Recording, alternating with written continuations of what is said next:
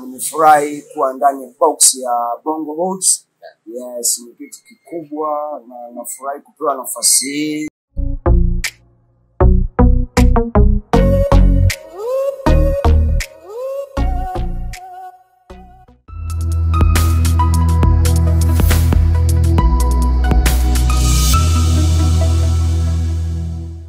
Bana, karibu katika Bongo Hoods Box na kukaribisha rafiki yangu. Kama ulivyo utaratibu wangu, kila siku nakutolea mtu ndani ya box, unapata kumfahamu vizuri habari zake, wapi ametokea, amekuaje, na mpaka sasa amefikia Bongo Hoods Pictures. Leo tunapiga story na Blackie wa Uswazi, legend kabisa wa muziki wa Bongo Flava na hip hop. Mimi naitwa Kanamas na langu, tunapiga story na Blackie wa Uswazi. Tangu namfahamu kwa mara ya kwanza kupitia television, anafahamika kwa jina la Blackie wa Uswazi. Mpaka leo ndio jina lake. Bwana, karibu sana. Asante sana Mr. Kanamas. Shukrani sana. Nimefurahi kuwa ndani ya box ya Bongo Hoods. Yes, ni kitu kikubwa na nafurahi kupewa nafasi hii. Asante sana. Okay. Kutokana na story zako na mambo ambayo umewahi kuyafanya, lini umewahi kufahamu kama unaweza kuifanya sanaa na ukaitumikia? Okay. Mimi nafikiri kwenye sanaa yangu naweza nikasema ilikuwa ni automatically. Yani ni kitu ambacho kilitokea kwenye kuanzia kwenye familia. Baba yangu alikuwa pia ni mtu wa sanaa. Baba yangu alikuwa anapiga kinanda kanisani na amefariki pia. Alikuwa ni mwanamuziki. Amefariki alikuwa na degree 4 za muziki. Kwa hiyo nadhani sanaa ilikuwa kwenye familia. Yes, namshukuru Mungu na mpaka kwenye kuigiza ni vitu vyote ambavyo vimeunganika. Sawa. Kwa haraka kuhusiana na taarifa zako za kimuziki, kuna story kubwa sana ambazo ziliwahi kusikika siku za nyuma. Unaweza kutukumbusha kidogo leo ili watu ambao siku hizo kidogo walikuwa wako busy wapate kufahamu vizuri? Uliwahi kuwa nominated katika tuzo za Channel O. Yep. Ilikuwaje hizo siku na hiyo moment ilikuwa kuwa vipi hizo siku? Unaweza kutukumbusha kidogo? Okay. Kwenye Channel O nakumbuka ilikuwa ni miaka 2005, 2004. Yes. Nakumbuka moment hiyo. Nilipata kwenda kualikwa kwenye tuzo za Channel O. Kwa watu wanaokumbuka kitambo hicho, ilikuwa ni kitu kikubwa sana, sio kidogo. Yes, kwa sababu nilialikwa kwenye tuzo nyingi sana kwenye kushiriki msanii bora wa Afrika, msanii bora wa East Africa. Yani ilikuwa ni noma. Kwa hiyo ilikuwa ni bab kubwa, nilienda nikawakilisha nchi yangu. Zilikuwa ni category mbili tu au zilikuwa ni zaidi ya mbili? Zilikuwa kama 4. Zilikuwa kama tatu. Msanii bora wa Afrika, msanii bora wa East Africa, msanii bora sijui wa nini. Zilikuwa kama 3. Yes. Kwa hiyo ilikuwa ni kitu kikubwa na nilienda nikawakilisha vizuri kabisa na nikarudi. Kwa hiyo bab kubwa. Nice. Sasa tuambie kuhusiana na muziki wakati unaanza mpaka unakwenda kufanya wimbo ambao ulifanya vizuri sana East Africa na Afrika kwa ujumla mpaka kuwa nominated katika hizo tuzo. Siku zile ulianza vipi muziki wako? Mimi muziki nimeanza zamani kidogo, nimeanza muda kama ninavyosema nilikuwa niko ndani ya kwenye damu yangu. Muziki upo kwenye damu. Kwa hiyo nikikwambia hata sasa hivi mtoto wangu kuna mtoto wangu anaitwa Mary, naye ana damu ya muziki kwa sababu anaimba sana. Yani mpaka anaimba nikimsikia huko unasema mtu anaimba. Ni noma. Lakini kwanza nimemwambia stick kwanza na shule alafu baadaye atafanya kwa sababu atakuwa tu ni bonge wa star. Nishajua. Kwa hiyo nimemkazia kwanza kwenye shule. Kwa hiyo mimi muziki nilivyoanza ilitokea tu ghafla, yani shuleni wapi nikahamia Kigamboni. Kigamboni nilivyohamia ndo nikakutana na rafiki zangu wakina Jose Mtambo, wakina nani, wa Study Rank. Tukaanzisha crew. Tulivyoanzisha crew pale basi mambo ndo yakaanzia hapo. Ila sanaa yangu kuitambulisha kabisa kwenye watu wakaiona ilikuwa ni 2002 ndio nimetoa nyimbo yangu ikafahamika, ikasambaa. Kama unapenda hii track basi sema watu wanaelewa. Okay, sawa. Tukija katika hiyo kama unapenda hii track, nafikiri ndio wimbo ambao ulifanya vizuri sana wimbo. Uwekezaji kwa kipindi kile ulikuwaje kiasi ukafika mbali sana? Okay. Kipindi kile kulikuwa mna uwekezaji. Kipindi kile tulikuwa tunaonyesha uwezo. Hata kama kwenye vipaji ulikuwa kama una kipaji cha ukweli huwezi kupita. Yaani lazima uwe hivyo, na watu wenyewe ndio walikuwa wananiambia bana unaweza. Mimi sijui, ila najua tu mimi na uwezo. Sijui kama wenyewe wanaonaje, lakini watu wananiambia say Black unaweza. Kwa hiyo hadi nikaingia kuanza kufanya movies. Nilianza na washikaji wengi tu, lakini mpaka sasa nimejikita kwenye Bongo Hoods Family ambayo sehemu sahihi kabisa naiona. Okay. Kwa uliwahi kufanya filamu siku za nyuma? Yes, nilishawahi kufanya filamu na watu wengi. Ziko YouTube kule, nyingi tu, lakini nadhani zile nilizozifanya na sasa hivi ninachokifanya ni vitu viko tofauti kidogo naona, kwa sababu nimekutana na Ras, naona ninafanya kitu kubwa sana. Kwa sababu kwanza Bongo Hoods wako serious sana naona kwenye kazi zao, kwa hiyo tutafika mbali sana. Okay. Kwa mara ya kwanza unaisikia Bongo Hoods ulikuwa wapi na ulikuwa unafanya nini? Okay. Kwa mara ya kwanza bwana Bongo Hoods nilisikia, aliniambia Adam Juma ambaye alikuwa director wangu, ananishoot video zangu za muziki, watu wengi wanamjua. Aliniambia yo Black, bwana kuna jamaa Ras anaitwa Nago anashoot movie kali. Nenda Bongo Hoods bwana. Nikamwambia hapo kipindi hicho sijajua. Baadaye akaja Mapacha, Kulwa na Doto, 50-50 wanangu. Wakaniambia Black njoo shoot movie. Mimi nikawa nazingua. Ila nilivyoona kuna siku nikakaa nikatulia nikasema ngoja niangalie movie za Bongo Hoods. Nikaangalia movie moja hivi ilikuwa inaitwa tapeli.com. Noma. Nikasema basi sikuvutwa tena, nilienda mimi mwenye Bongo Hoods na mpaka sasa hivi ndio familia yangu. Okay, uliwahi kuwa serious kabisa unafanya mazoezi au labda unajifunza kuhusiana mambo ya kuigiza? Uliwahi kufanya hizo vitu au labda kuna sehemu ulikwenda ukapata mafunzo ya maigizo, mafunzo ya uigizaji? Hapana. Kama kwa mfano Bagamoyo wapi? Yeah. Yes, hapana. Sijawahi kwenda hizo sehemu, ila naamini kabisa ninachokifanya kiko sahihi kabisa. Okay. Yeah, wakati unapata characters, yeah. Unawezaje kujiandaa na hiyo character yako mpaka siku unakwenda kushoot? Yes. Unafanyaje katika maandalizi? Yeah. Kwa sababu mimi namshukuru Ras, Ras anaweza kukupa mtu muda. Ras ni mtu ambaye anaweza kukupa muda. Unajua mimi kiukweli kabisa kwenye location ni mimi ni msumbufu kidogo, najijua. Yaani kuna vitu vinakuwaga vinaingiliana. Lakini Ras ananivumilia sana na tunafanya kazi. Kwa hiyo kujiandaa kwangu ni Ras tu ananiambiaga wewe meza script. Ili ni ukifika hata kama ukisumbua usije ukasumbua huko. Kwa hiyo mimi ni kujiandaa kwangu ni kukariri script zile ninachoenda kufanya. Hicho ndio ninakuangalia kwangu cha muhimu sana ili nikifika nisiharibu. Okay. Ulipofika Bongo Hoods kwa mara ya kwanza, yeah. Movie yako ya kwanza kucheza ilikuwa ni ipi? Movie yangu ya kwanza kucheza ilikuwa Changudoa Mchanaji. Changudoa Mchanaji ambayo ndo nilifanya na Scooby, na tulikuwa tunapiga freestyle pale, tumechanana sana. Movie yangu ya kwanza ilikuwa Changudoa Mchanaji. Na hiyo script nilipewa na Rasi na nikajitahidi kuimeza na nikaifanya. Tunataka experience kwa mara ya kwanza uko mbele ya kamera, yeah. Na kama ulivyowasazama Bongo Hoods, yeah. Ulipopata taarifa kwa watu wako wa karibu, yeah. Siku ya kwanza uko mbele ya kamera unafanya Changudoa Mchanaji. Okay. Ilikuwaje ile siku? Okay.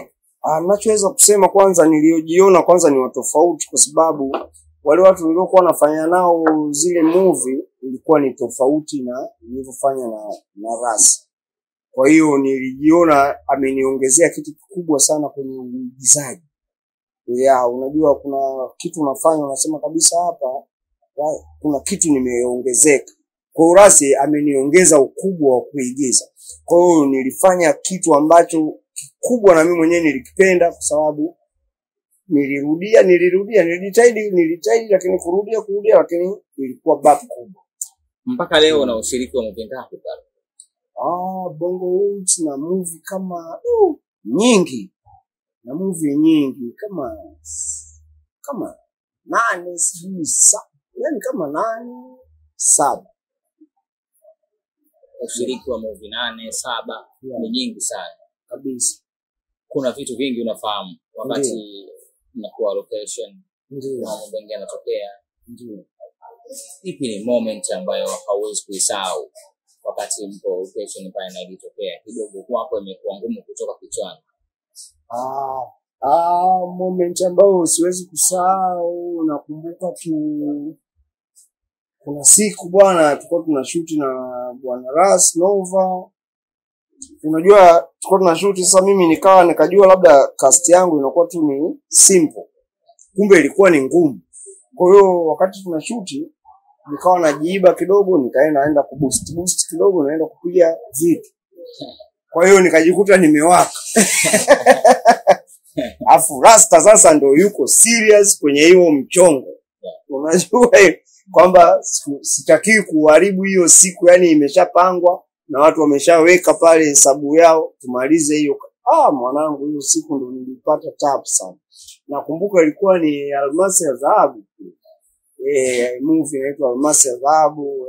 Watu waliangalia. Kuna scene moja nilipata tabu sana. Lakini nilikaza mpaka nikaweza, ila tuligombana sana na Rasta.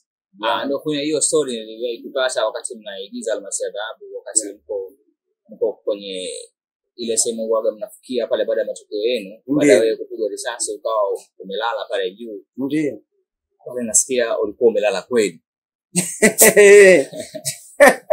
Sema sasa ile unajua kiukweli niliambiwa bwana wewe usitingishike, wewe lala pumzika.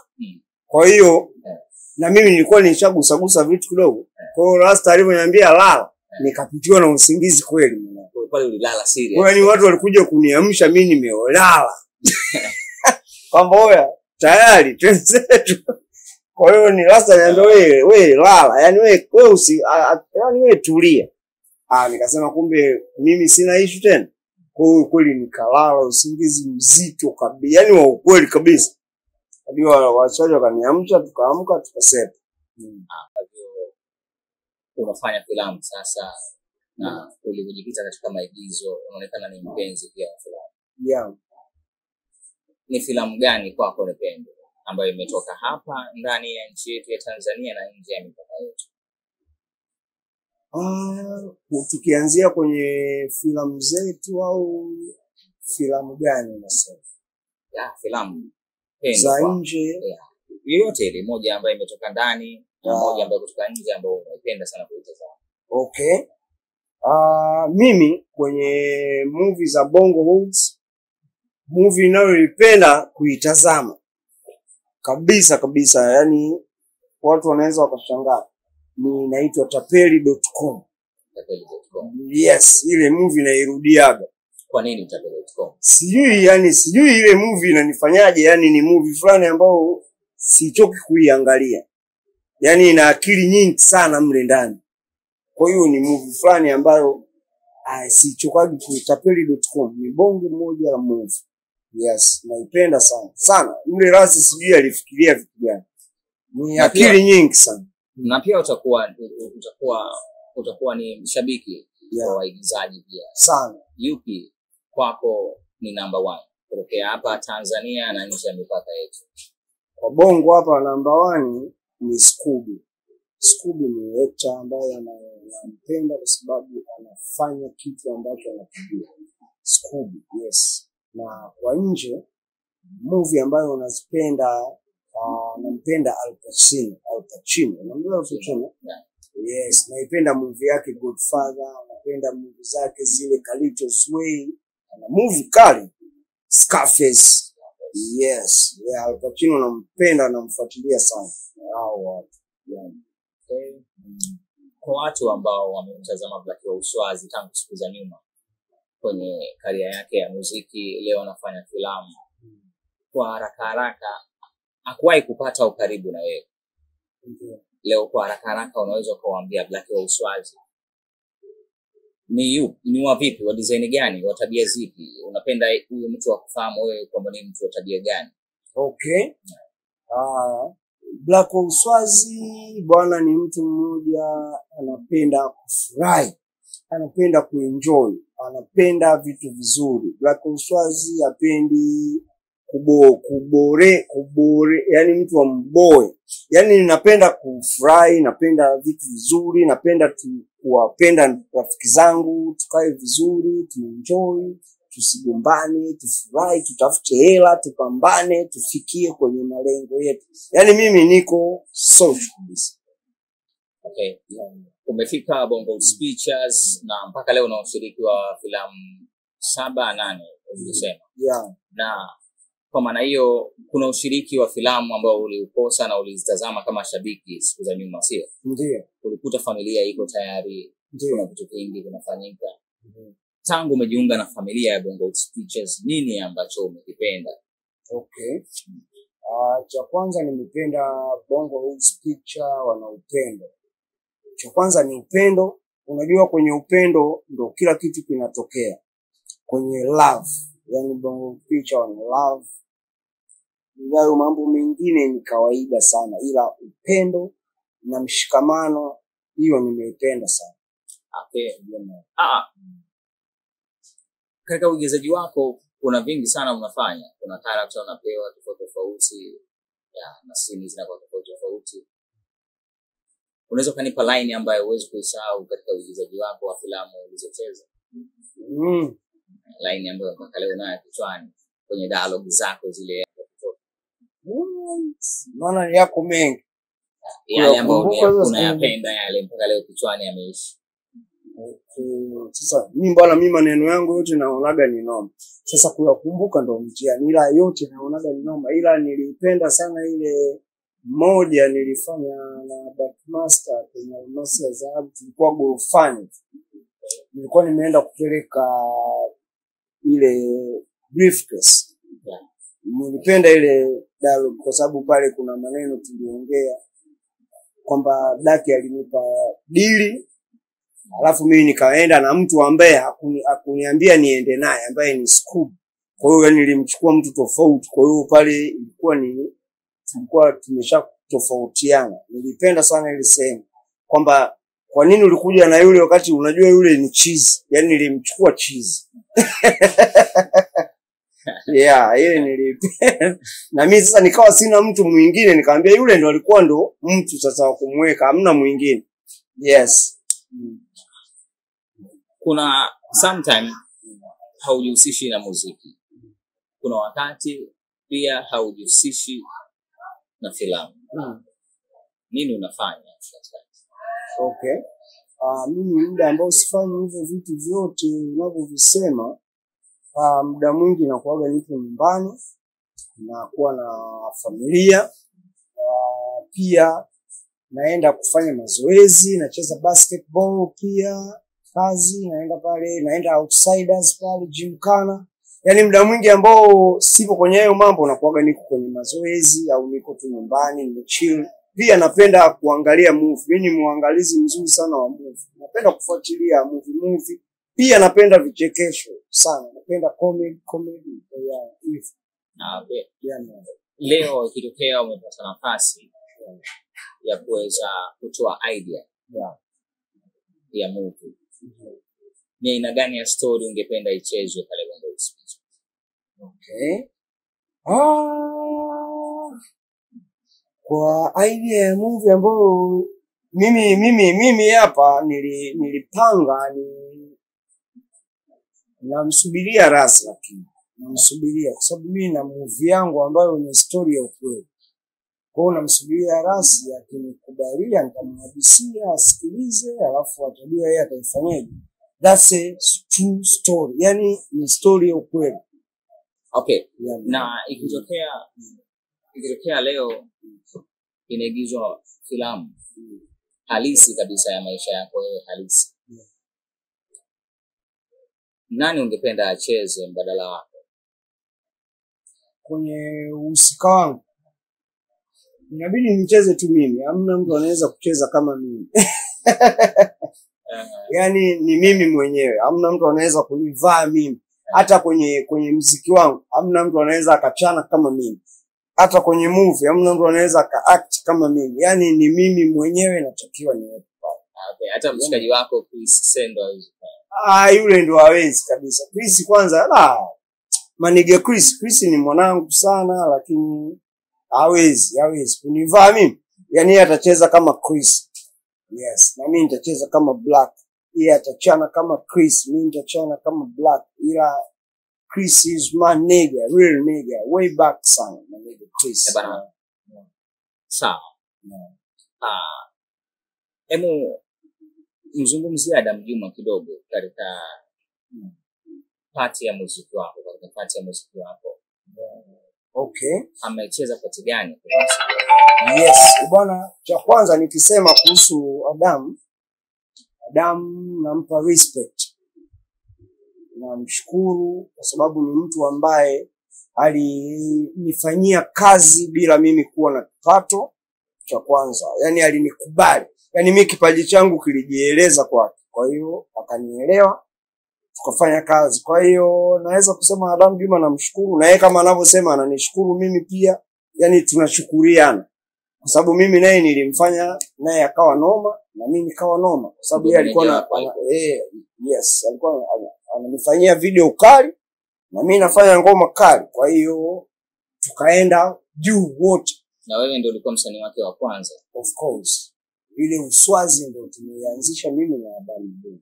Uswazi. Tukaja tukamchukua AT, tukaja tukamchukua Jerry wa Rhymes, tukaja tukamchukua JI, kidato kimoja, tukaja tukawachukua wale wananua imba miduara, wakina Lil Ghetto, wale Offside Trick. Ila mimi ndo kamanda wa ile crew. Hata walipokuja P Square Bongo, kwa sababu P Square nilikuwa nao South Africa kwenye tuzo za Channel. Walipokuja hapa Bongo, P Square waliulizwa pale East Africa TV na Salama Jabe. Wale kuna Salama mwanangu sana, Salama aliwauliza mnataka msindikizwe na msanii gani?